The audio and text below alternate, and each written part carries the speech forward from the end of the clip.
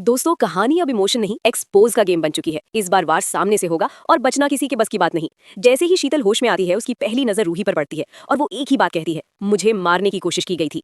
बस यहीं से कहानी का रुख बदल जाता है। अब ये सिर्फ एक साजिश नहीं बल्कि पूरे परिवार की सच्चाई की परीक्षा है। शीतल बताती है कि उसे धीरे धीरे कमजोर किया गया, उसे भरोसे में लेकर जहर दिया गया और फिर गायब कर दिया गया ताकि कोई सवाल ही ना उठे। रूही सब सुनती है, लेकिन इस बार वो भावनाओं में बहने वाली नहीं। वो चुपचाप हर बात जोड़ रही है। उसे समझ आ चुका है कि दुश्मन कोई बाहर वाला नहीं, घर के अंदर का खिलाड़ी है, जो सामने मासूम और पीछे खतरनाक है।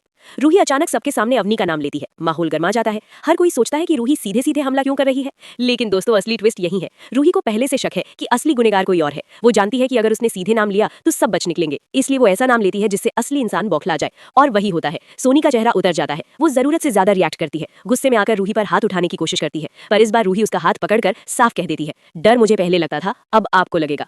घर के लोग हैरान हैं। लतन भी पहली बार महसूस करता है कि मामला जितना दिख रहा है उससे कहीं ज्यादा गहरा है। धीरे धीरे सच बाहर आने लगता है। शीतल को जहर देने की साजिश किसी एक की नहीं बल्कि सोच समझकर रची गई थी। मकसद था एक ऐसा सच छुपाना जो बाहर आता तो कई रिश्ते टूट जाते। इसी बीच कोर्ट की तारीख सामने है और नाहर की जिंदगी अधर में लटकी है। रूही फैसला करती है कि पहले नाहर को बचाना है, क्योंकि अगर वो सजा पा गया तो असली गुनेगार हमेशा के लिए बच जाएंगे।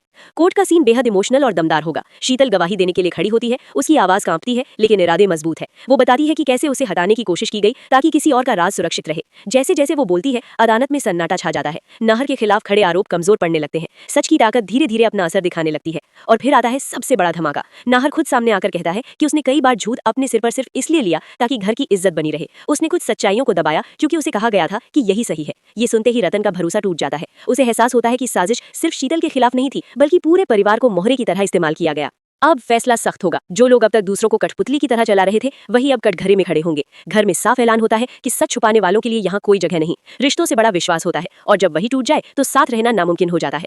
लेकिन दोस्तों, कहानी यही खत्म नहीं होगी, क्योंकि जब एक सच बाहर आता है तो उसके साथ कई और राज भी निकलते हैं। क्या ये पूरा सच है या भी और परतें बाकी है? क्या परिवार फिर से एक हो पाएगा या दरार हमेशा के लिए गहरी हो चुकी है? आने वाले एपिसोड में इमोशन, बदला, कोर्ट ड्रामा और रिश्तों की असली परीक्षा देखने को मिलेगी। अगर आप चाहते हैं कि हर ट्विस्ट आप तक सबसे पहले पहुंचे तो जुड़े रहिए, क्योंकि अब कहानी सीधी नहीं चलेगी। हर कदम पर नया धमाका होगा और हर किरदार की असली पहचान सामने आएगी।